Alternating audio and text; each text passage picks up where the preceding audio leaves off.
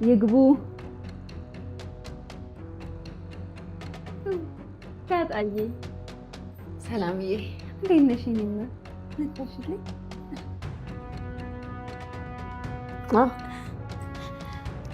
ቤቢስ አሁን ነው የተኛው። ገና አስተኝቼው መውጣቴ ነው። ትንሽ ደግሞ ድምፅሽን ቀንሽ እንዳይነሳ። እሺ አሁን ለምንድን ነው እንደዚህ እያጣደፍሽ ጠራሽኝ? ሰላምዬ ዳጣዬ እናትሽ ግን አትናፍቅሽም?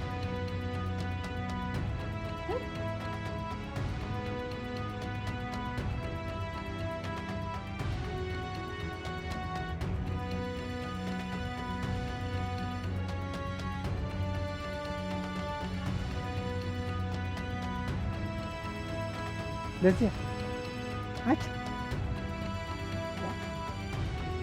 ምን ነሽ? እኔ እኮ እወድሻለሁ። አኩርፈሽኝ ናች። ለዚህ ያስመሽልሽ እንጂ አታውቅም።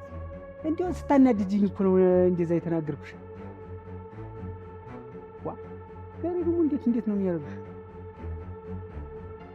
አች ምንድነው እንደዚህ የሚለጉምሽ? ልጉም ዋ አች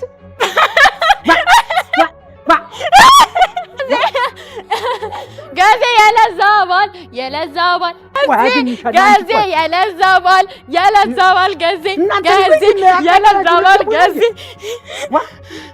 ጋዜ ያለዛባል ጋዜ እነግርልሃለሁ። ይወዳታል ብዬ እነግርልሃለሁ።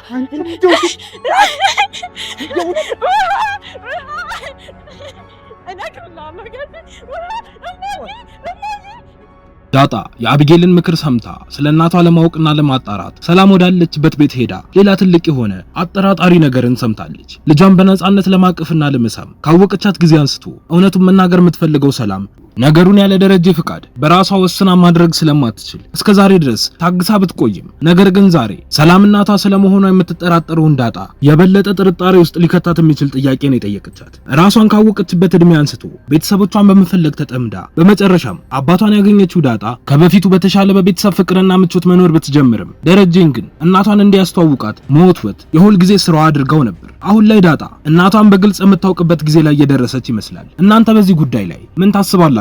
ሐሳብ እንዲሁም ማስተያየታችሁን ኮሜንት ላይ ጻፉልኝ። ከዚህ አስቀድሞ የልጆቿ አባት ደረጀ ጋር የደወለችው ሰላም ረጋ ባለ ድምጽ ጋሼ እያስጨነቅኩ እንደሆነ ይገባኛል፣ ግን ደግሞ አሁን እኔም አንተም በዚህ ሁኔታ መቀጠል የለብንም። ለዳጣ እናቷ እንደሆንኩኝ ንገራት ወይ ደግሞ እኔ ራሴ ልንገራት። መድኃኒት ለራሱ እኮ አውቃለች። በቃ በጣም ነበር ያሸማቀቀችኝ ብላ ስትለው ደረጀም ታይ በቃ ሰላም እኔ ራሴ ነግራታለሁ አልኩሽ አይደል እንዴ? ምን ያስቸኩልሻል? በቃ እኔው ራሴ ይዣት መጥቼ ፊት ለፊትሽ ነው መናገር ያለብኝ። 20 ዓመት ሙሉ በተስፋ ስትጠብቃት የነበረችው እናቷን እንደዚህ በቀላሉ ማወቅ የለባትም። ደግሞ አንድ ነገር ልትሆንም ትችላለች እኮ። ስለዚህ በጥንቃቄ ነው ማድረግ ያለብን። ይሄውልሽ ለሷ ብዬ ነው እንጂ የኔ ጉድ እንኳን መውጣቱ እኮ አይቀርም። በቃ 15 ቀን ስጪ ብሎ ያሳምናታል። ቀጥሎም አቢጌልን ወደ ቀጠረበት ካፌ ይሄድና ያገኛታል። ሰላምታ ከተለዋወጡም በኋላ ወንበሩ ላይ አረፍ ይልና መቼ ነበር ግን ሰላም ጋር የሄዳችሁት? ልጁ እንዴት ነው ብሎ ቢጠይቃትም አቢጌል ግን ሰምታ እንዳልሰማ ሆና ነገሩን በዝምታ ታልፈዋለች። እሱም ይቀጥልና ምን ሆነሻል ኤቢ? ሄደሽ ስለነበር ነው እኮ የጠየቁሽ። እንደውም ተይው በቃ ራሴ ሄጄ አየዋለሁ ብሎ ሲላት አቢጌልም አዎ ሂድና ጠይቃቸው፣ እስከዛሬ ድረስ ሄደህ ያልጠየቅከው ለራሱ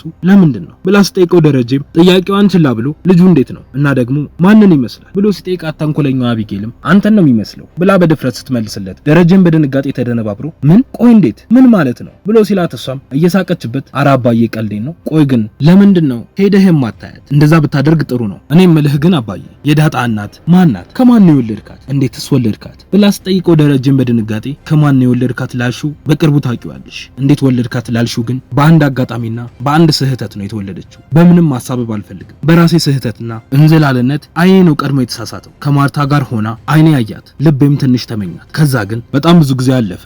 አንድ ቀንም የምሳሳትበት አጋጣሚ ተፈጠረ። በአይኔ ያየሁትን በአካል አደረኩት ብሎ ሲላት አቢጌልም ታዲያ አባዬ ይሄ እኮ በአጋጣሚ አይደለም አስበኸው ነው የተሳሳትከው ብላ ስትለው ደረጀም አይኔን የተሳሳተው መጀመሪያ ሳያት ነው የተሳሳትኩት። አይኔ ነው ቀድሞ የወሰለተው። ኤቢ ግን ቆይ አንቺ ለምንድን ነው ሚስጥር አድርገሽው እስከዛሬ ድረስ የቆየሽው? እንዴት ለእናትሽ አልነገርሻትም ብሎ ሲጠይቃት እሷም በሐዘን አንገቷን ደፍታ አባዬ በቃ አሁን ነው ባለሱቁ ለምን ከረሜላውን በልቶ እንደማይጨርሰው ይገባኝ። ባለሱቁ ከረሜላውን መብላት ስለማይወድ ሳይሆን በቃ የግዴታ ለመኖር ሲል መብላት ስለሌለበት ኃላፊነት ስላለበት ነው። እናም አሁን ለምን እንደፈራ ተረድቼሃል ብላ ስትለው በደስታ ሁለቱም ተነስቶ ይተቃቀፋሉ። ደረጀም ይቀጥልና አንቺ እንደዚህ ስትይ በመስማቴ በጣም ደስተኛ ነኝ። የሰራሁት ነገር ስህተት ነው፣ ግን ደግሞ ጊዜ ያስፈልገኝ ነበር። አንቺ ለኔም ለእናትሽም አስበሽ ዝም በማለትሽ ዘላለማዊ ውለታ ውለሽልኛል።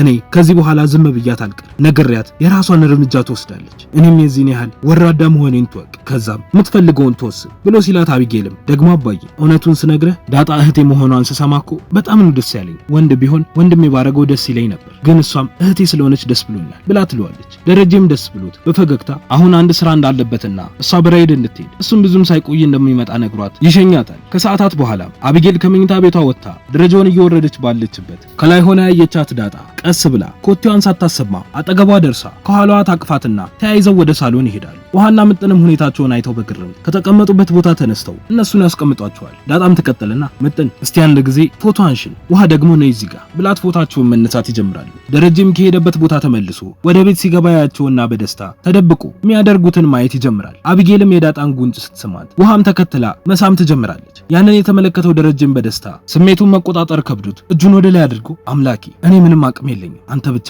ይህንን ቤተሰብ ደስተኛ አድርገህ ጠብቀው ብሎ ተማጽኖ ወደ መኝታ ቤቱ ጉዞውን ይቀጥላል። ከትንሽ ቆይታ በኋላ ውሃና ምጥን ለጨዋታ ከቤት ሲወጡ ዳጣና አቢጌል ማውራት ይጀምራሉ። ዳጣም ትቀጥልና ኤብዬ ግን እስከዛሬ እዚህ ቤት ስንኖር እንዴት አልጠረጠርሽም ብላ ስትጠይቃት እሷም እኔ እኮ ጠርጥሬያለሁ ብዙ ጊዜ፣ ግን እማዬ ምንም ልትል አልቻለችም፣ እኔ አንድም ቀን ተሳስቼ አላውቅም ብላ ስትላት ዳጣም አሁንማ በቃ አባዬ እናገራለሁ ብሏል፣ ግን የዛኔ አባዬን ምን የምታደርገው ይመስልሻል? ካልሆነ ግን እኔ ወደ መጣሁበት እመለሳለሁ ብላ ስትላት ኤቢም ግን ስለ እናትሽ ምንም ነገር አታውቂም ብላ ስትጠይቃት ዳጣም አዲስ አበባ እንደምትኖርና ደህና መሆኗን ብቻ ነው የነገረኝ ብላ ትላታለች። አቢጌልም ቀጥላ ሰላምን ግን ጠበቅ አድርጊያት፣ ምናልባት እሷ ልታውቅ ትችላለች፣ ከአንቺ እድሜ በላይ ነው እዚህ ቤት የነበረችው፣ የምታውቀው ነገር ሊኖራት ይችላል። ሁለታችሁን እኔ እናትና ልጅ መሆናችሁን ለራሱ ጠርጥሬ አስመርምሬያችሁ ነበር፣ ግን አይደላችሁ ብላ ያለቻት ባለችበት ናታን ከውጪ ይመጣና እናንተ የያዛችሁት ወሬ እኮ ቤት ውስጥ የሚወራ አይደለም፣ ደግሞ አንድ ላይ በጣም ታምራላችሁ፣ በቃ ልብሴን ልቀያየር ብሏቸው ወደ መኝታ ቤቱ ይሄዳል። ከሰዓታት በኋላም ማርታና ደረጀ የተለመደው ካፌ ውስጥ ተቀምጠው ቡና እየጠጡ